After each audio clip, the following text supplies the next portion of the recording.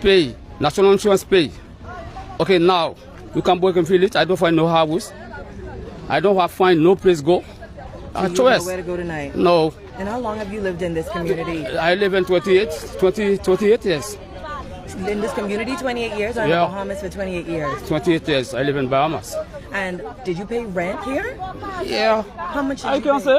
Oh?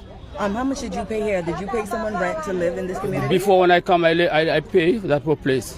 Mm-hmm. People I pay that dead. Is the landlord here? Yeah, not land, dead. He says many other residents also searched for apartments, but rental costs were too high. That's bad. I feeling the bad. My heart can't take it. Because I don't go nowhere. When I come by Bahamas, I live in there. Plenty of people that can't find a house. Can't, no way all go. That's a choice. Another resident who spoke through a translator echoed those concerns. You don't feel at ease? I don't feel good. You understand? I don't feel good. Head of the task force, Superintendent Stephen Carey, says more than 60 homes in the shanty town have been marked for demolition. He says residents were served eviction notice back in February 2025. We've been making several checks in the area, giving the persons in the area warnings to move. And yesterday was the final day of warning, and this morning we're here doing our due diligence. How many homes are expected to be demolished in this community? In this community, there are 67 structures. Out of 67, we have 64 will be demolished. The other 3 are under investigation. What kind of investigation? They have permits, so that has to be looked into, and until then, they will remain. While most of the structures were easily demolished, a white concrete building stood out. Carey says it too will have to be torn down. Yes, it doesn't have a permit. So that right now will be demolished. The same equipment can be used to demolish that. But one resident was taken into custody for drug possession during the demolition operation. Carey also warned that the task force will begin demolishing structures in another shantytown on New Providence next week. Next week again, we have another area that we are going into, place 28-day notice. Once those 28-day notices expire, we will be demolishing those structures. So we asking everybody that once you know that you live in an unregulated community, start evacuating now, because once you reach there, there's going to be no extension and no extra time given. This well-constructed white home behind me, complete with storm impact windows and a cesspit, is one of more than 60 homes marked for demolition in the Montgomery shantytown. Many residents told us they have nowhere to go. Dozens of displaced residents of the Montgomery shantytown off Cowpen Road packed up their belongings and loaded them onto trucks as a tractor demolished homes marked by the Unregulated Communities Action Task Force.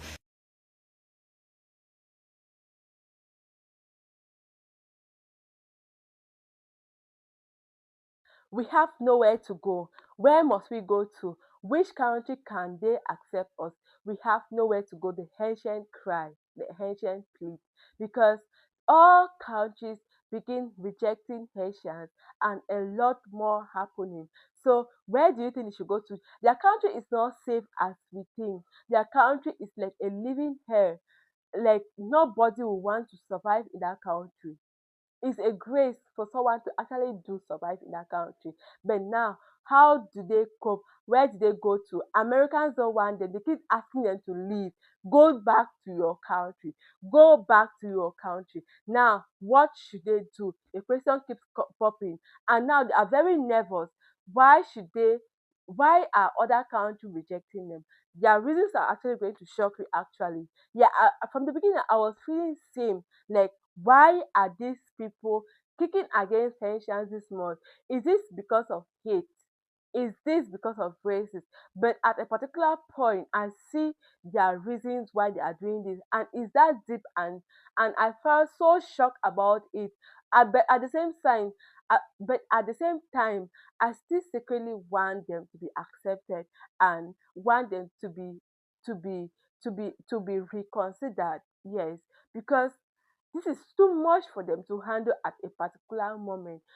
Like, what do you mean? Like, someone is just busy in his or her daily life activity, then out of the sudden, the ICE come after them, leave the country and go back to your country. If you're at their shoes, what are you going to do? What exactly are you going to do? Join me together as we unfold the shocking moments and the shocking reality of Haitians. So please do not forget to leave your thoughts in our comment section because I'm reading every single thing. Yes. Join me together as we discover what unfolds. We're also following more breaking news tonight. The Trump administration set to terminate the temporary protected status program for Haitian migrants. The Department of Homeland Security contends that conditions in Haiti have improved enough for them to return home. The move would impact hundreds of thousands of people. CBS News Miami's Nakaya Carrero joins us tonight from Little Haiti. Putting a dagger through the heart not only of individual immigrants, but of immigrant families. The Department of Homeland Security says that TPS for Haitians will expire August 3rd and go into effect on September 2nd, a decision that comes as a shock to local Haitians. But making the outrageous claim that conditions in Haiti are getting better. And this flies in the face of their own claims of why they put Haiti on the travel ban. Because of the dangerous conditions. A DHS spokesperson said the environmental situation in Haiti has improved enough that it is safe for Haitian citizens to return home. But CBS News Miami spoke with someone in Haiti who says the country cannot accept anyone else. People from Port-au-Prince are going to Cap now. If everyone is deported to Haiti, Cap will be like Port-au-Prince because of the difficult condition the country is in. For all the people to come to Haiti, things will get worse. We've gone to D.C. With TPS holders where they've spoken to elected officials on many occasions. And now we're looking at a situation where those very leaders are fearful. Take a look. St. Kitts and Nevis has negotiated and entered into a memorandum of understanding with the United States of America for the potential transfer of certain third country nationals. And I want us to listen carefully, who are citizens or nationals of the Caribbean community.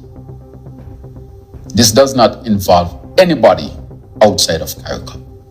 And I will further say that because of security matters, it does not include Haiti at this particular time. Now, the Prime Minister stated that it is for security reasons that we will not be accepting Haitians. And I want to ask, what's the reason? What are the reasons? What threat do Haitians pose that nobody else in CARICOM could pose? And before anybody says, oh, you don't see the conflict in Haiti, they are not in Haiti. They're literally in the U.S., being deported from the U.S. to St. Kitts and Nevis. So what threat do they pose? That's my only question. What threat do Haitians pose? That's the only question. Okay. Trying to get myself together. But there is a protest happening right now in Jamaica. The Jamaican people say they don't want no deportees from America. We don't want no murderers. We don't want no rapists. We don't want no pedophiles here. We have enough of our own problems here. We're in crisis.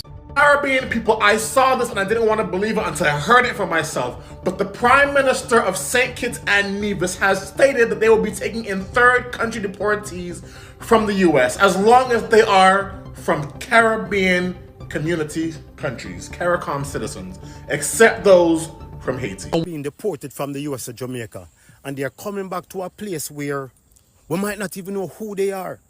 In America, the sex offender registry is public. Anyone can search it. But in Jamaica, it's hidden, private, secret. That means predators can just disappear into communities, start over, live near schools, near children, and you won't even know. In the US, the community gets a warning. In Jamaica, we might get silence. How will parents protect their kids if they don't even know who's living next door? Are we creating a paradise or a playground for predators? Jamaica, work out the logistics, but we must make sure that the sex offender registry is public, no excuses, because transparency protects the innocent. And silence, bye. Own problems here, where we can't control our own people. They are not welcomed here. The sentiments of some St. Mary residents who are objecting to the temporary stay of third country nationals in the parish. Janella Precious has the details. In Grandstown, St. Mary, there's a new topic dominating discussions in the home, places of recreation, and on the streets. TVJ News has learned it is here that some of the third country nationals will reside when they're deported from the United States. Residents are not pleased. This is a peaceful community, you understand? So if the deported them come here, we don't know where they come in our district come, do you understand? The whole 14 parish need to come out and demonstrate on there. So if it was Jamaicans coming, yes, they could come. Yes, because it's their home. Yeah, it's their home, but it's not Jamaica. They are not Jamaican. Jamaica is not receiving any deportees from the United States, except Jamaicans. I repeat that. We have no agreement, no understanding to accept deportees from the United States. We accept every month 100 Jamaican deportees. And we have the expertise and the staff to manage their entry into Jamaica. That arrangement was negotiated by professionals so that they can come in a structured, organized manner and be resettled in Jamaica, their homeland. The cost of that is all Jamaican. We are receiving, and we have no agreement to or understanding, the MOUs, to receive convicts from the United States. And this, of course, any Jamaicans are deported, which we have agreements, because America is our primary ally and primary partner in trade and in security. And we do have deportees from Jamaica to the United States from time to time, or we have occasionally from the United States, convicts. But we have no agreement, no understanding, and there are no discussions to accept convicts from the United States. In fact, anyone coming from the United States is reviewed by the NIB before I indicate that they can land in the country. There is no discussion, review, or understand to accept 10,000 illegal immigrants from the United States. Again, the only illegal immigrants we take from the United States are the Jamaicans who are there. And those conditions are negotiated. I'm going to explain something to you. Yeah. Trump is ending TPS. 350,000 Haitians are being told they need to leave the United States by February. Right? Now, there are certain countries that are in CARICOM. That is a union of different Caribbean countries. Yeah. There are certain countries in CARICOM that are allowing people whose TPS status is ending to come to their country as opposed to repatriating, right? But they said, no Haitians allowed. We don't need you. We have no benefit from being in unison with you. And let's just roll back the hands of time when we got our independence, while all you motherfuckers was still under colonial power. When we got up off our ass and defeated the greatest military general in history, when we did that, our goal to go forward from there was the liberation of all the neighboring islands and countries. And this is the motherfucking thanks we get. The United States of America didn't have independence 30 years before we got ours.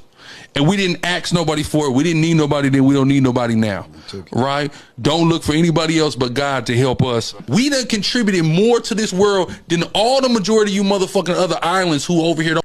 Problems of poverty, housing, hospitals, schools, and public safety. So the government's message is simple. We cannot take on another country's crisis. But the size of these deportations raise a serious question. According to the United Nations, Haiti is facing a collapse. Gangs control about 90% of Port-au-Prince. Around 1.3 million people are displaced, and nearly 5.7 million people face high levels of hunger. So yeah, the Dominican Republic does have a right to protect its own border. But what happens when that means sending hundreds of thousands of people back into danger, hunger, and violence? Dominican authorities may treat this as a problem, but the labor they provide help keep many industries in the DR afloat, and in many cases, they aren't getting paid fairly. These deportation campaigns have triggered labor shortages as well. A country has a right to protect its border, but at what point does enforcement become a humanitarian? But we can't control our own people. And the cleaner had to go to the United States Embassy and find out that the people are coming out with your country. The government lied to us.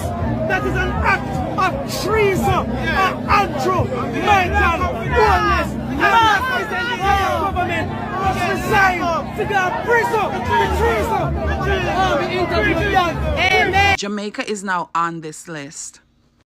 The United States is now deporting migrants not back to their home countries, but to completely different countries. So here's what's actually happening. The Trump administration is expanding something called third country deportations. Instead of sending someone back to their home country, the United States sends them to a random country. Anybody willing to take them. Why? Because these are people who have deportation orders, but can't legally be sent to their home country because they have something called withholding of removal or Convention Against Torture, which means that their life is in danger if they go home. A judge has already decided that.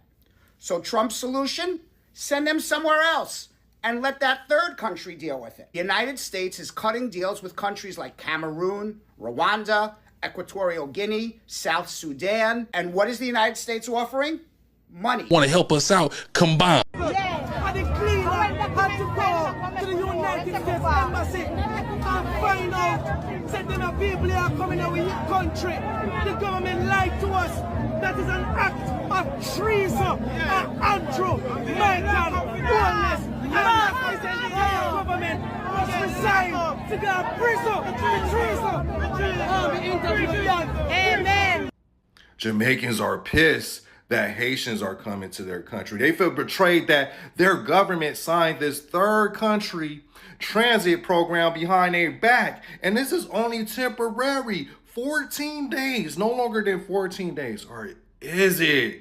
Is there a loophole? Let's check this out. So the U.S. wants to deport the Haitians July 10th because that's when they losing their status. So they set up this third country transit program with many countries. Jamaica is one of the recent ones, right? So the U.S. is funding 100% of all costs. They are funding the food, housing, security, and transport, while the International Organization of Migration manage the daily logistics in Jamaica. There's a strict cap. Jamaica will only accept maximum of 25 people every 2 weeks. Each person can only stay in Jamaica for a maximum of 14 days before being flown to Haiti. 14 days, no longer than 14 days, or is it? Because, you know, these immigration lawyers are pretty crafty. They're pretty crafty. They find loopholes. So once the U.S. flies a Haitian national onto Jamaican soil, that person falls under Jamaica law. Under the international treaties, they could immediately apply for asylum in Jamaica. If they do, Jamaican courts can legally block the U.S. from putting them on a plane to Haiti, freezing the deportation process entirely.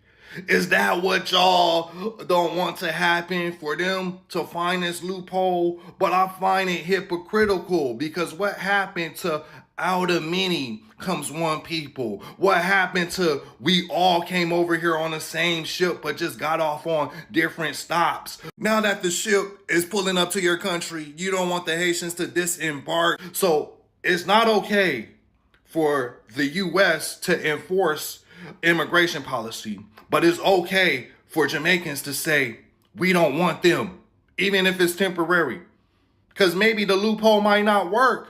They just don't want the possibility of any of that happening. Let me know what y'all think in the comment section.